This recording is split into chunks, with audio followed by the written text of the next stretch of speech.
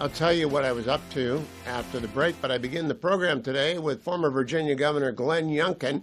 Governor Youngkin is back with us because he and Empowering America's Parents, a brand new 501c4, is out there trying to get the Education Freedom Tax Credit adopted across the country. Governor, good to see you again. Tell us about Empowering America's Parents and why states won't adopt. Like, this is the easiest choice a governor can make, I think. I think it is, too. And, Hugh, great to be with you. And as a key part of President Trump's Working Families Tax Cut Act, the provision that enables governors to opt in to the Educational Freedom Tax Credit unlocks basically universal school choice around the country. I mean, over 90% of children are eligible for these scholarships that would come from funds that are derived from private donations and a federal tax credit. And these scholarships can be used for tuition, of course, for tutoring, for transportation services, for providing extra services for kids with developmental disabilities. I mean, this is a great enabling, smart program, and yet governors have to opt in. And of course, what we've seen across the country is that the far left governors aren't opting in. Republican governors have. And there's only one reason why they're not opting in, and that's because of politics. The teachers' unions are trying to protect their monopoly on schools, and there's no argument against opting in, Hugh. I mean, these scholarships take no money away from state education funds. It's a private donation with a federal tax credit. Students in public schools can avail themselves of them. They can use them for tutoring and for transportation services and for supplies and equipment. And finally, they're available to virtually all the families, particularly those hardworking families that haven't been able to get scholarships like this before. So this is a no-brainer, and we're launching today in order to highlight and put pressure on governors who have not signed up to do the right thing, stop playing politics, and opt in to the Education Freedom Tax Credits. Now, there are 4 states of which I'm aware. 30 states have said yes, and that means 20 states have not yet said yes. But Michigan, Pennsylvania, and Wisconsin are pro-education, good schools, good students for a long, long time. And then Arizona, which already has a tax credit, Ohio's got a tax credit, they're in. Why in the world would Michigan, Pennsylvania, and Wisconsin not uphold the Midwestern common sense way? Well, we can't figure it out because their voters want this. This thing is a 75-25 issue when voters understand that all that has to happen is governors have to opt in. It takes no money away, as I said, from state K through 12 funding, and it's available to everybody. And the crazy thing, Hugh, is if you are in Pennsylvania or Michigan or Wisconsin or Arizona and your governor does not opt in, then the states that have opted in will get the money, and the ones that haven't won't. And so there's just a basic responsibility here for governors to recognize that these funds support all education, and there's no reason why they shouldn't be opting in other than politics. And that's why we have to stand for parents and kids and stand against the politics that are keeping these governors from opting in. Yeah, there's one thing that unifies Michigan, Pennsylvania, Wisconsin, and Arizona, and it's not the Big Ten, because Arizona is not in the Big Ten, they're in the Pac-12. It's they have Democrat governors and probably have Randy Weingarten on their speed dial. Has anyone called them on this? Is the local newspaper? Because it really is a no-lose situation for taxpayers and students. It's the easiest decision the governor can make. Well, and that's exactly why we launched Empowering America's Parents, is to educate citizens across America and have them stand up and demand that their governors opt in. And, you know, Randy Weingarten should be for this. I mean, this is something that supports public education as well. There's more dollars flowing into education across states. It supplements public education dollars as well, and there's no reason to say no.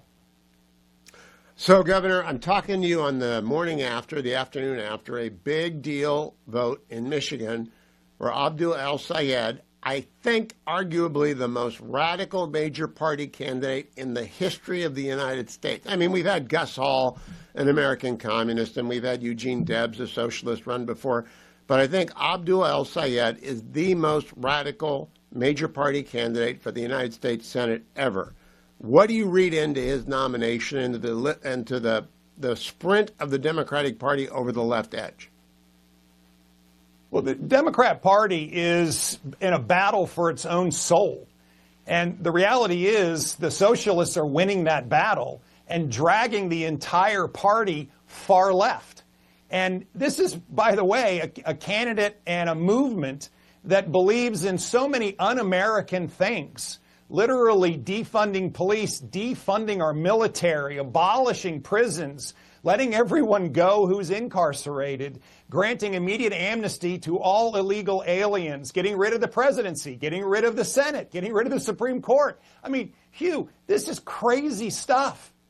And here we have a candidate who has now been nominated by the Democratic Party in order to run for Senate.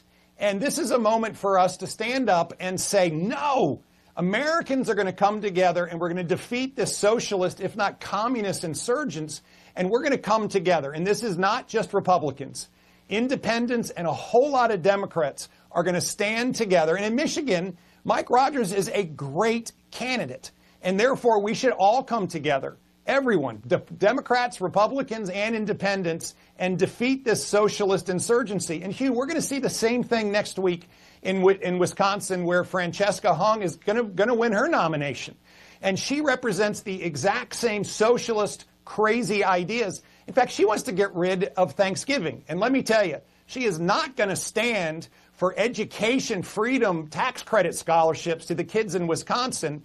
And that's going to be yet another moment for us to see this drastic comparison between common sense and crazy. Now, Governor, you drew a lot of Democrat votes when you ran for governor 5 years ago, and you appealed to people as the education governor. I don't think Democrats are crazy, but a lot of the Mamdani replicants like El-Sayed and Quiroz and Chevalier and Valdez, and you mentioned Honig up in, they've got socialism in their mouth, Marxism in their brain, and communism in their heart. Where do they come from? What happened to the party? You dealt with Democrats for 4 years and you got a lot done in Virginia. What happened to the party?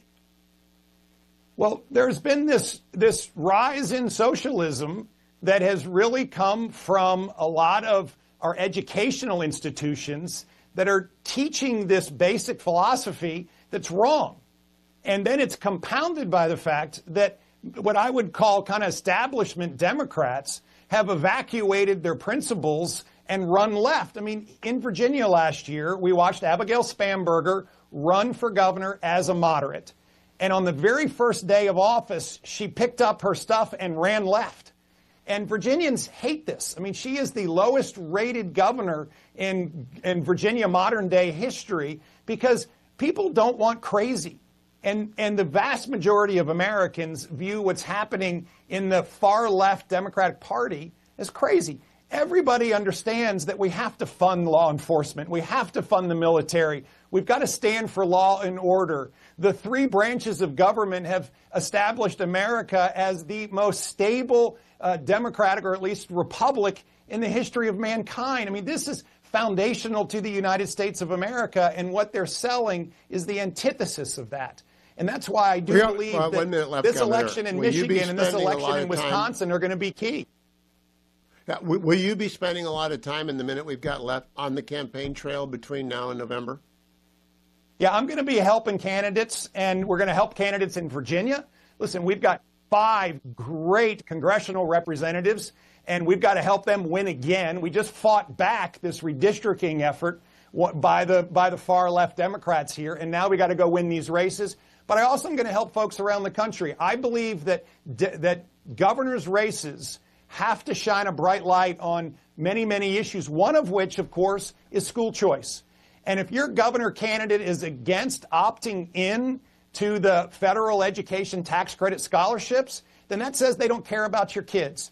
And if your candidate is all about opting in and supporting these scholarships, I think for so many Americans, and particularly those with kids It's a critical issue. This is why we've got to get out and make sure everybody understands the deep contrast between common sense and what we're seeing as crazy in many of these races. Governor Glenn Youngkin, always good to chat with you. Come on back as you make your way around the country and tell us about the races that you're involved in. And go, by all means, to the Empowering America's Parents website.